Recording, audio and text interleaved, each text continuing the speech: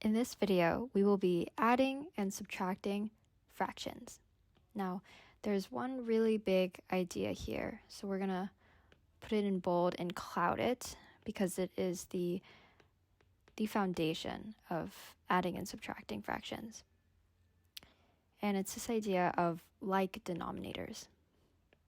Like denominators, which means that denominators are the same. And that makes it so that we can just add across the numerators without really having to worry about the denominator. So, for example, we have 1/2 plus 3/2. In this case, the denominators are both 2. So we can just do 1 plus 3 over 2, which is 4 over 2, which is 2. Okay, and this makes sense because if we were to draw it out, so 2 circles, split them in half, we have 1/2 plus 3/2, so 1, 2, 3, and we get 2 wholes. Great, so now we're going to apply this idea to unlike denominators, which is slightly more complex but follows the same idea, because instead of being given these like denominators, we're going to have to create them. So, example, let's do 3/2 plus 4/3. So our denominators here are 2 and 3, and how we can create a common one is by multiplying them. So 2 times 3 equals 6. So now we're looking to put both of these fractions over 6. And the way we do that is through this idea of a giant 1. So let's draw a giant 1. A giant 1 is anything with a ratio of 1. So when we multiply a fraction by 1, we're not actually changing the value of it, but this will allow us to change the denominator to 6. So 2 times what equals 6? 2 times 3. So if we're going to multiply the denominator by 3, we're going to have to multiply the numerator by 3. So then we get 3 times 3, which is 9. So 9 over 6. And then we do the same thing to the 4/3.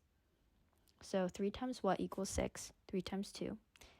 So then we do 4 times 2. That equals 8. So then we're left with here 9 plus 8 over 6, which is 17/6. Okay, so now we're going to try another one. So this one is going to be 7/4 plus 1/6. And so in this case, we can totally do the same thing and find a common denominator by multiplying 4 times 6, which equals 24. But we can find something called the least common denominator. Least common denominator, which will allow us to work with smaller numbers and overall make our job easier. So basically, we don't want to use 24. And we can find the lesser common denominator by writing out the multiples. So multiples of 4, 8, 12, 16, 20, 24. There's that 24 again. And then for 6, 12, 18, 24. So 24s here are the same, but a smaller common number is a 12 right here. So basically, we can put these fractions, 7 over 4 plus 1 over 6 over 12. So let's convert that to over 12. So now we use giant ones again. 4 times what equals 12? 3. Multiply the top by 3. 7 times 3 is 21. Same thing to the 1/6. 6 times what equals 12? 2. Over 2 as well. 2 times 1 is 2. So then we get 23/12. Great. Now we're going to try subtraction. And subtraction really is the same idea, but except instead of adding the numerators, we're going to be subtracting them.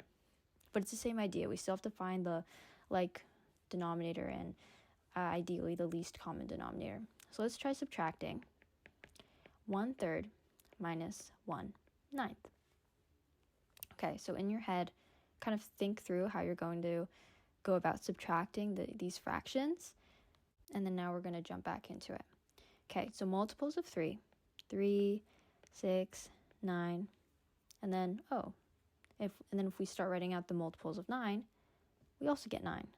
So we can put both of these fractions over 9. So that means we only have to convert the 1/3.